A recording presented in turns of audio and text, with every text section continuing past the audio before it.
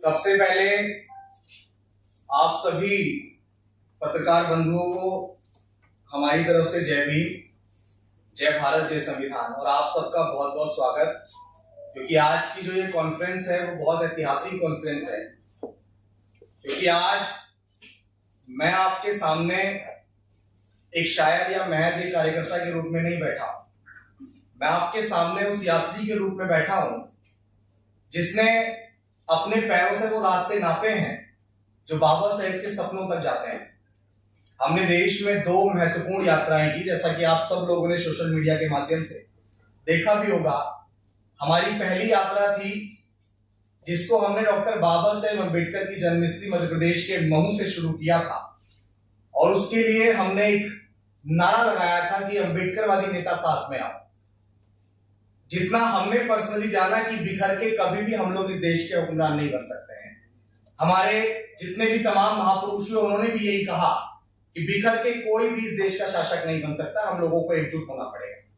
उस पदयात्रा में समाज के हजारों लोग हमारे साथ जुड़े, हजारों लोगों ने समर्थन किया। महू से यात्रा शुरू हुई, फिर महू से इंदौर, देवास, सीहोर, सोनकच्छ, भोपाल, विदिशा, खुरई, ललितपुर, झांसी, डबरा, दतिया, ग्वालियर, मुरैना, धौलपुर, आगरा, हाथरस, अलीगढ़, औरैया, फिरोजाबाद, बुलंदशहर, हापुड़, मेरठ, फिर गाजियाबाद, और उसके बाद लगभग 4.5 महीने के लंबे अंतराल के बाद हम लोगों ने दिल्ली जंतर मंतर पहुंचकर बहुजन एकता संकल्प महारैली का ऐलान किया। उसमें भी हजारों की संख्या में लोगों ने पहुंचकर इस बात पे सहमति जताई कि हाँ, इस देश के अम्बेडकरवादी नेताओं को भी एकजुट होना चाहिए। फिर हमने उसके बाद दूसरा पड़ाव डॉक्टर बाबा साहेब अम्बेडकर की चैत्य भूमि, जहां बाबा साहेब अम्बेडकर का अंतिम संस्कार हुआ था, वहां से हमने इस यात्रा का दूसरा पड़ाव शुरू किया, जो मुंबई से पुणे, नासिक, धुले, जलगांव, अकोला, अमरावती, यवतमाल, वार्धा और नागपुर। हमने बाबा साहेब अम्बेडकर की कर्म भूमि और दीक्षा भूमि के संदेश को भी जोड़ने का प्रयास किया और हमारे नेताओं को एकजुट करने की मुहिम को और मजबूत किया। मैं आप सभी को, पत्रकार बंधुओं को, और इस प्रेस कॉन्फ्रेंस के माध्यम से हम पूरे देश को ये बताना चाहते हैं कि आज मुझे अपना घर छोड़े लगभग 1 साल से ज्यादा हो गया है। मैं अपने घर नहीं गया, क्योंकि ये रास्ता, जिस रास्ते को मैंने चुना, मैंने इसको अपना घर मान लिया। मैंने अपना सुख, अपना चैन, अपना आराम सब इस मूवमेंट, इस मिशन को समर्पित कर दिया। और हमारे साथ बहुत सारे साथी जो आज मंच पे भी आपको दिख रहे हैं, वो तमाम साथी हैं जिन्होंने इस यात्रा में समय समय पर वो मजबूती प्रदान करने का काम किया, वो समय देने का काम किया, जिसकी वजह से आज अभिषेक आप सबके सामने ये कॉन्फ्रेंस कर रहा है। लेकिन सबसे महत्वपूर्ण बात की, इन यात्राओं ने हमें एक सच्चाई सिखाई सभी साथियों को कि व्यक्तिगत आंदोलन से केवल एक चिंगारी, एक आग जलाई जा सकती है, लेकिन रोशनी तभी होगी जब हम सब मिलकर एक संघ खड़ा करें। आज अम्बेडकरवादी नेता और संगठन अलग अलग नदियों की तरह बिखरे हुए हैं। कोई छोटी नदी है, कोई बड़ी धारा है, लेकिन अगर ये सब मिल जाए तो एक ऐसा समुद्र बन सकता है जिसे कोई रोक नहीं सकता। और यही हमारा संकल्प है, यही हमारा विजन है। हम चाहते हैं कि देश में राष्ट्रवादी, कल्याणकारी, अम्बेडकरवादी संघ खड़ा हो, जो अनुशासित हो, संगठित हो, हर जगह मौजूद हो। लेकिन यह संघ बहुत अलग होगा। यह संघ सामाजिक होगा, पूर्णतः सामाजिक। इसका मकसद केवल सत्ता की भूख नहीं है, इसका मकसद सत्ता को साधन बनाकर बाबा साहेब अम्बेडकर के सामाजिक परिवर्तन और तमाम महापुरुषों के उस आर्थिक मुक्ति के आंदोलन को सफल करना होगा। यह संघ अम्बेडकरवादी नेताओं का महागठबंधन बनने का भरसक प्रयास करेगा, ताकि बाबा साहेब अम्बेडकर का कारवां अधूरा ना रहे। साथियों, आज पत्रकार बंधुओं, आज हम लोग संगठन की कोई औपचारिक घोषणा नहीं कर रहे हैं, आज हम उस संघ की कोई औपचारिक घोषणा नहीं कर रहे हैं, बल्कि आज की ये प्रेस कॉन्फ्रेंस सिर्फ एक सूचना है कि आने वाली 23 सितंबर को दिल्ली के एनडीएमसी कन्वेंशन सेंटर में, जो यहां से बहुत नियर बाय है, जंतर मंतर के पास, वहां पे हम सब मिलकर इस विचार को एक संघ का रूप देंगे। वहां से ये आंदोलन एक नए अध्याय की शुरुआत करेगा। मैं दोबारा इस बात को दोहरा दूं कि 23 सितंबर देश के तमाम अम्बेडकरवादियों के लिए बहुत बड़ा दिन है, क्योंकि 23 सितंबर को डॉक्टर बाबा साहेब अम्बेडकर ने सियाजी बाग में बैठकर संकल्प लिया था कि जब तक मैं अपने समाज को इन जातिगत गुलामी की बेड़ियों से आजाद नहीं करा दूंगा, जब तक मैं चैन से नहीं बैठूंगा। लेकिन इस संघ की सबसे बड़ी पहचान क्या होगी? ये बात बहुत प्रकाश डालने वाली होगी, बहुत समझने वाली होगी। शायद ऐसा आज तक इस अम्बेडकर मूवमेंट में नहीं हुआ है। इस संघ की सबसे बड़ी पहचान होगी कि चाहे कोई हमारी आलोचना करे, चाहे इस संघ की आलोचना करे, लेकिन हमारी जिम्मेदारी कभी नहीं बनती। यह संघ हर उस व्यक्ति के साथ खड़ा होगा जो अम्बेडकरवाद के लिए काम कर रहा होगा, जो उस विचारधारा के लिए काम कर रहा होगा, चाहे वह किसी भी पार्टी से हो, चाहे वो किसी भी संगठन से जुड़ा हो, किसी भी धर्म और जाति का हो। अगर उसका मिशन डॉक्टर बाबा साहेब अम्बेडकर की आइडियोलॉजी और विचार को बढ़ाने की होगी तो उसका संघर्ष हमारा संघर्ष होगा। आज तक आप सब लोगों ने भी देखा, हमने भी देखा होगा कि जो जिस पार्टी या संगठन में था उसकी मदद, उसकी मुश्किल में सिर्फ वही पार्टी और वही संगठन करता। जब आज हम इसकी बहुत आवश्यकता महसूस कर रहे थे कि आज इस देश में एक ऐसे विचार, एक ऐसे विजन या एक ऐसे संघ की आवश्यकता है जो सबको समान लेकर खड़ा हो। सब लोग आपस में बटे हुए थे, आपस में मतभेद करते थे, लेकिन अब ऐसा नहीं होगा। हमारी वो मतभेद की दीवारें अब गिरेंगी और हमारी एकजुटता की एक मजबूत दीवार बनकर खड़ी होगी। हम ये साफ संदेश देंगे कि आपकी पार्टी अलग हो सकती है, आपका संगठन अलग हो सकता है, लेकिन अगर आपका मिशन अम्बेडकरवाद है तो आपकी मुश्किल में हमारा साथ आपको हर जगह पे मिलेगा और हम आपके साथ पूरी मजबूती से खड़े होंगे। यही इस संघ की आत्मा होगी, यही वह परिवर्तन होगा जो शायद अब तक इस मिशन में अधूरा था। जितना हमने भी एनालाइज किया है कि अब तक ये बात इस मिशन के लिए अधूरी थी, लेकिन साथियों इससे बड़ी बात ये कि सिर्फ संघ काफी नहीं है, क्योंकि संघ विचार फैलाएगा, विचारों को जोड़ेगा, लेकिन अन्याय का सामना करने के लिए संघर्ष भी चाहिए। इसलिए हम संघ के साथ साथ एक क्रांतिकारी संगठन भी बना रहे हैं। संघ होगा शांति का प्रतीक और संगठन होगा क्रांति और संघर्ष का चेहरा। संघ हमें अनुशासन देगा, संघ हमें दिशा देगा और संगठन संवैधानिक दायरे में रहकर आंदोलन करेगा। वो आंदोलन कब करेगा? जब बहुजन समाज पर अन्याय अत्याचार होगा, जब कोई दलित, पिछड़ा या वंचित उत्पीड़न का शिकार होगा, जब संविधान पर हमला होगा, जब पेड़ पौधे और प्रकृति की हत्या होगी, तब यह क्रांतिकारी संगठन सड़कों पर उतरेगा।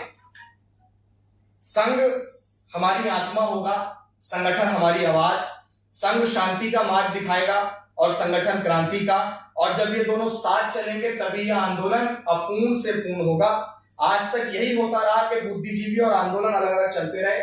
जैसा हम नौजवान हैं, हमने आंदोलन करते वक्त बहुत गहराई से इस बात को सोचा और समझा कि बुद्धिजीवी वर्ग हमेशा इस बात को कह के थोड़ा सा दरकिनार हो जाया करता था कि नौजवान जो है वो कभी भी उस धारा के साथ नहीं बह सकते जिस धारा के साथ हम लोग चलते हैं। तब हमने ये विचार किया कि कभी बुद्धिजीवी कमजोर पड़ गया, कभी आंदोलन अधूरा रह गया, लेकिन हम दोनों, जो बुद्धिजीवी है और वो जो आंदोलन करने वाला नौजवान है, उसको एक ढांचे में लेने का प्रयास कर रहे हैं, उसको लेकर आ रहे हैं। संघ जोड़ेगा, संगठन जगाएगा, संघ संभालेगा, संगठन बदल देगा, और यही हमारी सबसे बड़ी ताकत होगी। साथियों, हमारी यात्रा एक शुरुआत थी, लेकिन अब हमें सामूहिक यात्रा करनी है। मैं देश के तमाम लोगों तक ये विचार और ये बात पहुंचा रहा हूं कि आज तक जो भी हमने यात्राएं की, वो यात्राएं आज सामूहिक यात्रा के रूप में लोगों के बीच फैलानी है। हमारे कदमों की आहट अब लाखों कदमों की, करोड़ों कदमों की आहट में बदलेगी। हमारी पुकार अब हमारी सामूहिक आवाज बनेगी। साथियों, आज इस प्रेस कॉन्फ्रेंस में हम लोगों ने आपके बीच जो चर्चा की, जो बात की, वो ये प्रेस कॉन्फ्रेंस उस इतिहास की झलक है जो आने वाली 23 सितंबर को दिल्ली में हम संघ और संगठन दोनों के रूप में स्टैब्लिश करेंगे और समाज के सामने उसको रखेंगे। साथियों, वहां से ये कारवां नई ऊर्जा और नई संकल्प के साथ आगे बढ़ेगा। हम चाहते हैं कि यह आंदोलन किसी एक शख्स का ना रहे। हम चाहते हैं कि यह आंदोलन आपका, हमारा और पूरे समाज का और पूरे उस अम्बेडकरवादी आइडियोलॉजी का बने जो कहीं भी बैठकर उस मिशन के लिए इतना सा भी सोच रहा है। यही बाबा साहेब अम्बेडकर के सपनों की ओर बढ़ने का पहला कदम होगा और हम बाबा साहेब अम्बेडकर के उस कारवां को बढ़ाने के लिए दृढ़ संकल्पित होकर आज इस प्रेस कॉन्फ्रेंस में औपचारिक रूप से नहीं, लेकिन ये घोषणा जरूर करना है कि हाँ, जिस अभिषेक को आज तक सिर्फ एक बहुजन शायर और एक सामाजिक कार्यकर्ता के रूप में आप लोग देख रहे थे, आगे ज्यादा बदलाव नहीं है। सिर्फ इतना है कि हम लोग उस ढांचे को, उस व्यक्तिगत लड़ाई को जिसको सिर्फ मैं व्यक्तिगत लड़ रहा था, उस लड़ाई को हम लोग एक सामूहिक लड़ाई के रूप में परिवर्तित कर रहे हैं। और ये सत्यता है कि आज तक आप लोगों ने भी देखा होगा कि जो जिस पार्टी, जिस संगठन में होता है, वो उन्हीं पार्टियों, संगठन के लोगों की मदद करता है। लेकिन माननीय कांशीराम साहब ने, डॉक्टर बाबा साहेब अम्बेडकर ने कहा था कि राजनीतिक जड़ें मजबूत हो ना हो, लेकिन सामाजिक परिवर्तन की लड़ाई कभी नहीं रुकनी चाहिए। और उस सामाजिक परिवर्तन की लड़ाई को बढ़ाने के लिए हम लोग पूरी मजबूती से दृढ़ संकल्पित हैं। समाज के बीच ये मैसेज देना बड़ा अति आवश्यक था। मैं इस पे भी थोड़ा सा प्रकाश डालूंगा कि हमारी यात्राएं लेकर सड़कों पर क्यों उतरना था। बहुत सारे लोगों के सवाल होते हैं कि भाई नेताओं को एक करना था तो नेताओं के पास जाना था, नेताओं के पास जाके बात करनी थी। लेकिन जब मेरे मन में कोई सवाल आया, मेरे मन में कोई विचार आया, तो मैं उस विचार को सिर्फ इसलिए ना मान लूं कि मेरे मन में कोई विचार आया, इसलिए मैं उस विचार को सड़क तक लेकर गया, समाज तक लेकर गया। और जब समाज ने हजारों की संख्या में उस विचार के अंदर सहमति जताई, तो पता लगा कि आप या हम सब मिलकर जिस विचार को कर रहे हैं कि अम्बेडकरवादी नेताओं को भी इस देश के अंदर फूले शाहू अम्बेडकर और मान्यवर कांशीराम साहब और तमाम वो महापुरुष जिन्होंने जाति अंत के लिए काम किया है, उन सबको मिलकर भी देश के अंदर एक तीसरा मोर्चा खड़ा करना चाहिए। मैं आज इस प्रेस कॉन्फ्रेंस के माध्यम से अपने तमाम अम्बेडकरवादी नेताओं से भी ये सवाल करना चाहता हूं कि जब भारतीय जनता पार्टी के लोग एनडीए जैसा गठबंधन बनाकर, छोटे छोटे बड़े बड़े दलों के साथ गठबंधन बनाकर देश के अंदर शासन सत्ता पर स्थापित हो सकते हैं, वो कांग्रेस पार्टी जिसने डॉक्टर बाबा साहेब अम्बेडकर को जीते जी और मरणोपरांत सम्मान नहीं दिया, वो कांग्रेस पार्टी जब इंडिया जैसा गठबंधन बनाकर छोटे छोटे और बड़े बड़े दलों के साथ भी देश का मजबूत विपक्ष बन सकता है, तो फूले शाहू अम्बेडकर की आइडियोलॉजी पे काम करने वाले लोग आज देश में तीसरे मोर्चे के रूप में क्यों खड़े नहीं हो सकते हैं? हम उस शासन सत्ता की ओर बढ़ने के लिए क्यों एस्टैब्लिश नहीं हो सकते हैं? लेकिन आज इस प्रेस कॉन्फ्रेंस में मैं अपने नेताओं से, तमाम अम्बेडकरवादी पॉलिटिकल पार्टी से ये कहना चाहता हूं कि आप सब लोग बेहद विनम्रता पूर्वक, हम तो निवेदन कर रहे हैं, समाज के सभी लोग मिलकर निवेदन कर रहे हैं कि विनम्रता पूर्वक आप लोग कोई नीति बनाइए, कोई रणनीति बनाइए, लेकिन देश में उत्तर प्रदेश के 2027 और आने वाले 2029 की लोकसभा से पहले आप सबको बैठकर आपस में मर्ज होकर देश का तीसरा मोर्चा बनकर खड़ा होगा। वरना हम लोग अब आपको शांति से नहीं बैठने देंगे, क्योंकि ये सामूहिक लड़ाई है। आपके आपस के मतभेद और उस मतभेद की लड़ाई के चक्कर में पूरे समाज का, फूले शाहू अम्बेडकर और मान्यवर कांशीराम साहब का और देश में अम्बेडकरवाद के नाम पे जो पॉलिटिक्स हो रही थी, वो पॉलिटिक्स दिन पर दिन बिल्कुल जीरो हो रही है और उस पॉलिटिक्स को जीरो होता हुआ नहीं देख सकते। बहुत बहुत धन्यवाद साथियों। मंचासीन जो लोग बैठे हुए, मैं उनसे भी आपका थोड़ा परिचय करवाऊं और सब लोग अपनी अपनी बात रखेंगे। आप मेरे साथ में सवाल पूछने की बात, जब मैं परिचय करवा दूं उसके बाद में आप सवाल पूछ लीजिएगा। मैं आपको बता दूं कि हमारे साथ भाई रोशिंदर जी हैं, जो एनएसजी में कमांडो रहे, सद्गुरु रविदास मंदिर आंदोलन 2019 में अपनी नौकरी से छुट्टी लेकर आए थे। लेकिन उस दिन क्या हुआ, आप सब लोगों ने बहुत भली भांति देखा कि किस प्रकार से सरकारों ने हमारे ऊपर लाठीचार्ज करवाई, किस प्रकार से हमारे बेगुनाह 96 लोगों को जेल जाना पड़ा।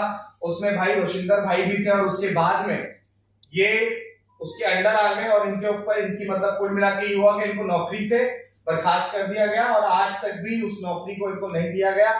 और हमारे साथ में आदरणीय स्वराज सिंह जी हैं, जो 17,000 किलोमीटर के पदयात्री हैं, जिन्होंने देश भर में और हमारे रहबर मान्यवर कांशीराम साहब के साथ भी काम किया। हमारे साथ में प्रताप सिंह हरिद्वार जी हैं, जो मध्य प्रदेश के छतरपुर से हैं, पूर्व में बहुत सारे सामाजिक आंदोलनों में अपनी भागीदारी निभाई है। हमारे साथ में प्रधान जी हैं, आप सब लोगों ने बहुत मजबूती से देखा होगा ये भी इन्होंने भी निरंतर समाज में जिस भी तरीके से आर्थिक स्थिति से जो लोग भी इस मूवमेंट को एस्टेब्लिश करना चाहते हैं उन्होंने उनका हमेशा साथ दिया। हमारे साथ